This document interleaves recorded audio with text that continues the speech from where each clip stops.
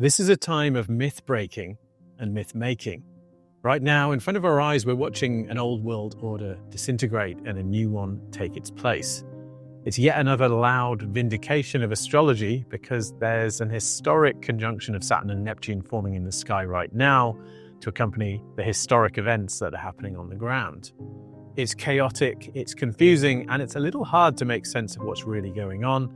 That's why looking back into the past to the events that accompanied previous Saturn-Neptune conjunctions can help to make sense of what's happening now. And so in this episode, I'm joined once again by my longtime collaborator, S.J. Anderson, who's going to bring us some deep insights into this remarkable astrological event and the times that are accompanying it. We've made it to maybe the most important transit of our time.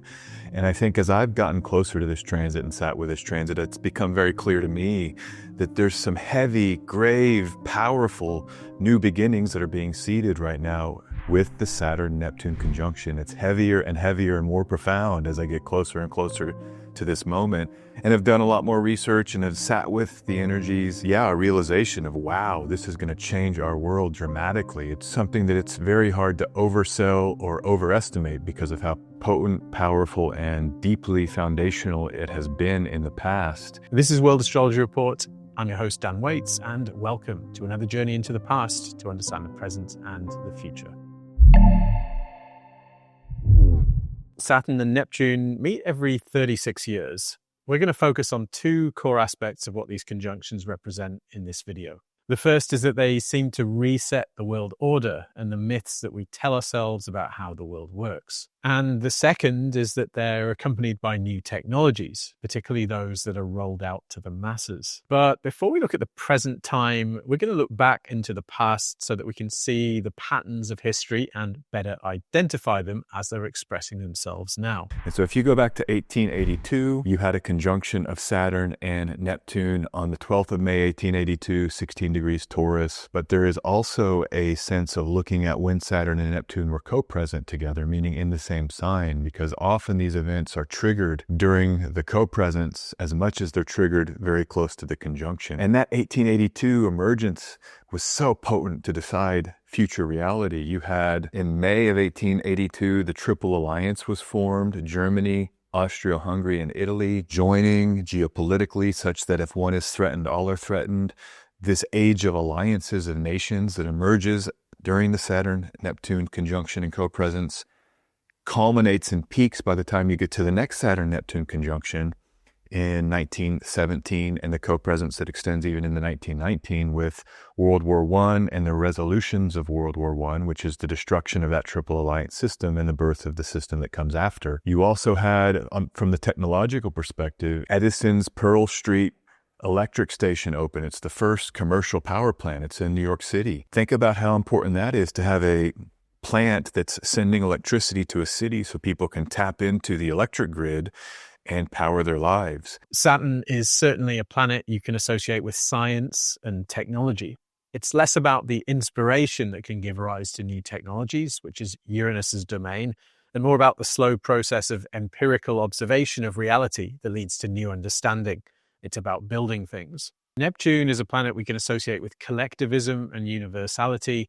It seems to me that a lot of the technologies that we see coming online at Saturn-Neptune conjunctions are things that connect people together or that function through networks. The electricity grid is a good example. The next time Saturn and Neptune come together, conjoin, and have a co-presence is in 1916, 17 October, Saturn entered Leo. The conjunction of Saturn and Neptune was at 4 degrees of Leo on the 1st of August, 1917. And then they remained there co-present until 12 August 1919 when Saturn entered Virgo. So you had a period from late 1916 until August 1919 where Saturn and Neptune were in Leo, creating a new reality, laying the foundation of the possible and setting us up for whole new worlds to come, including maybe the peak year, 1917 August, when they conjoin. Just one conjunction that cycle. But check out what happens during this time that lays the foundation for our whole new world. You had the Battle of the Somme, November 1916, 1 million plus casualties, the real darkness of the world that emerged at that time. Tanks were used in combat for the first time in the Battle of the Somme. And that's the idea that the technology and the geopolitics kind of merge in this sort of warlike expression. In 1917, you had the February Revolution where Tsar Nicholas abdicates. 1917, November, you had the Bolshevik Revolution, the October Revolution, which the Bolsheviks arise and they emerge. And out of the Bolsheviks taking power, the USSR is formed a few years later. That becomes a central component of the next 35-year cycle. And then the following 35-year cycle until the USSR collapses in 1989 with the Saturn Neptune Conjunction then. And so you see we have new foundations emerging with the Saturn Neptune Conjunction or co-presence that then define cycles following, sometimes multiple cycles following. The concept is that this conjunction can fundamentally change reality, can formulate and layer new structures that everything will depend on going forward. You have the armistice signed on 11/11/1918, World War I ends, and then they're still co-present in the 1919. So they still continue on creating these new foundations. Paris Peace Conference, Treaty of Versailles signed, and then the Weimar Constitution adopted in Germany. All while that co-presence still exists. That is, again, this notion, Saturn and Neptune come together in the 19-teens and lay the foundation for the world that will follow for the 35-year cycle or cycles beyond. This is what kids are taught in grade school, that World War I's resolution leads to World War II. You know, in November 1917, you get the Balfour Declaration, where there's a promise by Britain to give a so-called homeland for the Jewish people in Palestine, written to Lord Rothschild. We're still living in the aftermath of that. I mean, that's front and center on our contemporary moment. That peaked last summer as Saturn and Neptune continued to be together in Aries, or began to be together in Aries. This was a front and center thing. Is there a genocide in Palestine? What will the world do? What are the new layers being set up now in our world related to Palestine? Well, that has roots in 1917 with the Saturn-Neptune conjunction. So that's some of the deeper history of these conjunctions. Let's move forward in time to the conjunctions in 1952 and 53 in the early years of the Cold War. If you're enjoying this video so far, please do me a favor and click the like button down there and subscribe and enable notifications. These things really help the channel and I appreciate it. Oh, and I want to tell you quickly about my next members live stream. It's going to be a mega stream on the Epstein Files. We'll look at the astrology of the moment and of Epstein himself, as well as some of the figures caught up in this story. And we'll try to dig deeper into their meaning and significance by looking at longer planetary cycles and trends. The stream is taking place at 9 p.m. Eastern Time on Friday, the 27th of February. You can purchase entry on the live streams page of my website. The entry is free for website members or YouTube members at correspondent tier. And signing up gives you access to my entire back catalogue of streams and exclusive content too. So there's that. All right. Let's get back to it. In 1952 and 53, Saturn and Neptune conjoined in the sign of Libra, the sign of the scales. These conjunctions came as the Cold War was getting going. That whole period was defined by tension and contention between the US and the USSR. You might think here about the idea of the balance of power, with two great entities in opposition, each striving to avoid being outweighed by the other. The thing about this period in 1950 through 1953 is the Korean War. And this is almost a forgotten war. The seeds that are planted during this time really set up the next 35 years, because you had an idea of an armistice or a stalemate. You know, the Korean War never resolved. They just stopped fighting. And then you had this idea of kind of a permanent war with the USSR sponsoring North Korea and America sponsoring South Korea. It's a proxy war, and a permanent proxy war, which defines the period for that next 35 years. Another country that was in the news back then and now is Iran. On 19 August 1953, CIA-backed coup on behalf of MI6 ousts the democratically elected leader of Iran, Mossadegh. And that was MI6 sending the CIA to overthrow this government on behalf of British Petroleum to capture the oil so that that oil revenue could flow to the West. Of course, they install their puppet. And that is a defining feature of some of the next cycle, but I think it's more evocative of notions of Cold War, of subterfuge, of intelligence being central, and of running the world through proxy. The technology from this period is so potent. On 14 June 1951, UNIVAC delivered the first commercial computer. So commercial computers become available during this time. Talk about a new foundation, and talk about relating to the electricity of 1882 and Edison putting the first electric grid online in New York City. Well, now we've got computers being delivered. Then we have the detonations of the hydrogen bombs. The US detonates the first hydrogen bomb, Ivy Mike, on 1 November 52. And the Soviet Union detonates its first hydrogen bomb on 12 August 1953. So right in the pocket of these triple pass conjunctions of Saturn and Neptune in Libra. And what we have emerging clearly is this bipolar world driven by superpowers, which have the most deadly weapon known to man at the time. And there it is, right? That defines the cultural geopolitical context for the next 35 years until the fall of the Berlin Wall and the collapse of the Soviet Union at another Saturn-Neptune conjunction period in 1989. So the other thing about this period from a technological perspective, which is so fascinating, is that in 1951, US television ownership explodes, 1.5 million to 15 million sets. And so it's during this time you get the entry of television. The first commercial computer was made available and the television was made available. And then we saw another round of Saturn-Neptune conjunctions in 1989, and those brought that Libra era to an end. This was actually a triple conjunction with the Promethean planet of Uranus, so it had more of a dramatic and fast-acting feel to it than is typical. And the period around that conjunction brought the world we live in today, or at least were living in until recently, into being. Basically, as I've already covered, you get the collapse of the Berlin Wall, you get the breakup of the USSR, you get a whole bunch of huge events that set reality up for the next cycle. New geopolitical structures, old ones die, new ones are born, and new cultural and technological emergences. Tim Berners-Lee proposes the World Wide Web in March 1989, same year. Think of technology, Uranus, a structure, Saturn, and connectivity, Neptune. The conjunction happened in the sign of Capricorn, which as an earth sign has to do with how commerce is organized. And you get the Nintendo Game Boy released April 1989. So you can see computers are becoming more personalized. Lays a foundation that's highly relevant in our world now. We all have a Game Boy-like device that's way more powerful than a Game Boy in our hands. Surfing the net, right?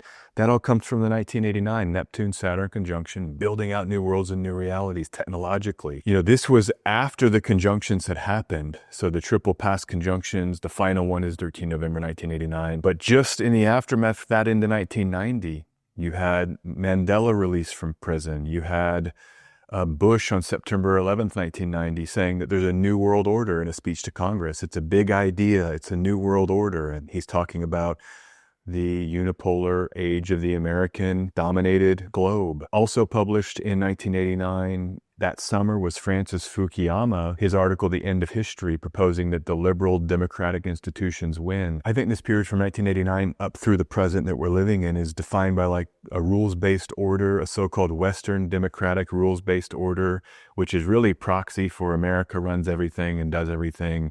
And if you don't do what America says, or America and its powerful allies, I don't think it's just America, I don't mean to pick on America, but effectively you have a unipolar Pax Americana that is operating under this shroud of rules-based order Western democracy.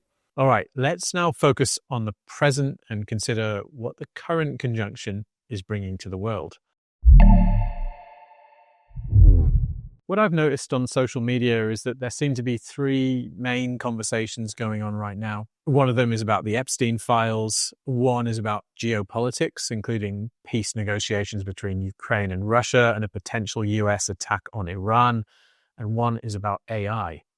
And I think all three have to do with this Saturn-Neptune conjunction. The Epstein Files, in my opinion, are hugely important. They're revealing the nature of the utterly amoral power structures that stand above politics in the world today. They've revealed that the West and its leaders have been compromised and influenced to act against the interests of their countries. They've laid bare the moral bankruptcy of the Davos class and everything it stands for. If you're playing those files and their revelations down, I think that's a mistake. Bear in mind that they're coming at a time of this massively important conjunction.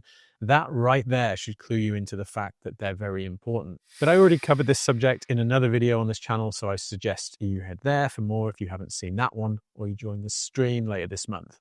What we tend to find in astrology is that people and entities that are born at particular conjunctions or aspects between planets are strongly affected when the same planets come into contact again later. Interestingly, many of the people making the news right now were born at those Saturn Neptune conjunctions of 1952 and 53. Chinese President Xi Jinping is one of them, as is Russian President Vladimir Putin. So was Jeffrey Epstein, and so was Peter Mandelson, his good buddy, whose appointment as US ambassador for the UK may well end up bringing down Keir Starmer's government. Another of these figures is a certain Tony Blair. The astrology leads me to suspect that a lot of trouble is in the post for old Tony, and his new Labour project is in the process of being, let's just say, critically reevaluated. But we're also seeing tectonic shifts in geopolitics. So we're witnessing and living through one of the most important events to seed reality, to lay a new foundation in our reality, both geopolitically and technologically. And it's so exciting because most humans will only ever see two of these. 35 plus 35 is 70. So it's such an exciting, rare thing for a human being to be living through. You get to live through that. I get to live through that. What an exciting thing to be witnessing a new world that's being born and geopolitical and technological emergences that create the reality that will be here until 2061 when Saturn and Neptune conjoin in Gemini. Whatever that will be to end what's being born now, some of what's being born now. So you're here for this. It's super exciting. Let's continue. What I think is ending from the old cycles is the notion of the unipolar American hegemony under the shroud of rules-based order. Whether you get a more fascistic form of like an American unleashed, dominant, violent, not following rules explicitly, we're seeing some of that emerge, or whether it's just pure multipolarity and there is not a single American power left. It's China rising, Russia asserting itself, and it becomes clear that going out from here, we don't have America being able just to intervene whenever it wants, wherever it wants, under the shroud or cover of the rules-based order or a cover of democracy. Russia famously resonates to this cycle. My research has shown me that these conjunctions tend to bring redefining of the Russian border or to Russia's sphere of influence. And as SJ and I covered in this old video, when these conjunctions have happened in Aries, Russia has tended to win victories. Think of 1703 and the founding of St. Petersburg, and 1380, the Battle of Kulikovo. We received quite a lot of abuse online for saying that back in 2022. All we're doing is looking at patterns and making educated conjectures. Frankly, some people are so used to consuming propaganda, they think that's all there is. Anyway, watch Russia this year. I think we may well see its frontier with the West recrystallized. Post-Cold War institutional order where Russia's down on its luck and NATO can just take over Europe as much as it wants. And China is used to exploit the labor of the Chinese for Western capital ingratiation. This is kind of what we think about as the post-Cold War order, 89 through the present. That's ending, it seems to be ending. I mean, certainly China has emerged. The economy of China has graduated. It's quite mature, and they've asserted themselves and their kind of domain over Asia. Now, another of the countries that resonates to the Saturn-Neptune cycle is Japan. The modern Japanese state was re-established when the Allied occupation ended at Saturn-Neptune conjunction in 1952. In 1989, the Japanese Emperor Hirohito died and the Emperor Akihito took over. That year, the Japanese Nikkei index reached a peak, but the economy never returned to those heights. And now in 2026, the conservative Japanese Prime Minister Sanae Takaichi has just won a landslide victory. One way people are interpreting this election is as a resounding rejection by the Japanese of liberalism and multiculturalism, which Takaichi vocally opposes. She's also promising to revise Article 9 of the Japanese Constitution, which says that Japan will not maintain a military. So Japan is probably remilitarizing, and this is a big shift. Of course, so is Germany, Japan's World War II ally. So it looks like we're returning to an era of great power competition. Think again of Aries, this sign of the exercise and expression of the will and of power.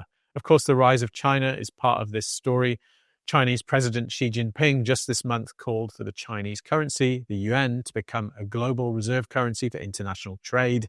So that's geopolitics, but there are also very interesting things happening in the tech world.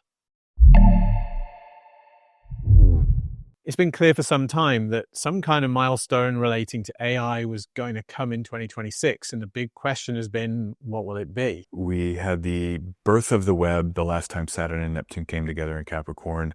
So what is now ending as it relates to that birth and what's being born or seeded now that will be a new form of technology. And clearly these are AI concepts and AI tools and technologies that are being born right here, 2025, 2026, new tech that will define the next cycle. It's starting to look very much like all the hype about AGI by 2026 was bullshit by hype merchants like Sam Altman.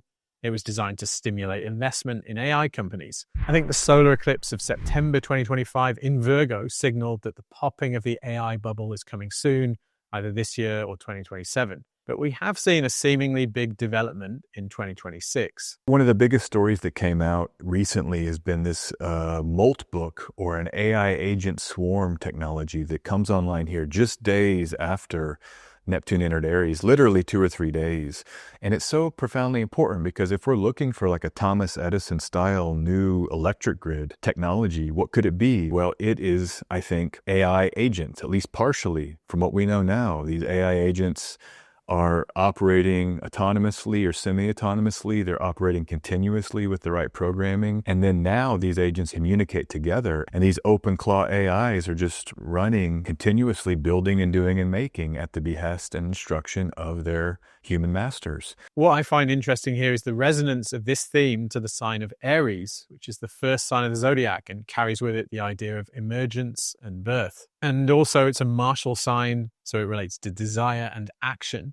That fits very well with the idea of agents, which are quite literally programs that take action on behalf of humans. One of the aspects of Saturn-Neptune in combination that we should keep in mind is that there seems to be a certain trickiness or slipperiness about what happens under its auspices and how to interpret things. Things happen that are difficult to define, and we get a variety of interpretations of them. And so we have a situation now where certain voices are crying loudly that we're awakening some all-powerful artificial entity that's going to replace us all, while others are saying it's all no big deal.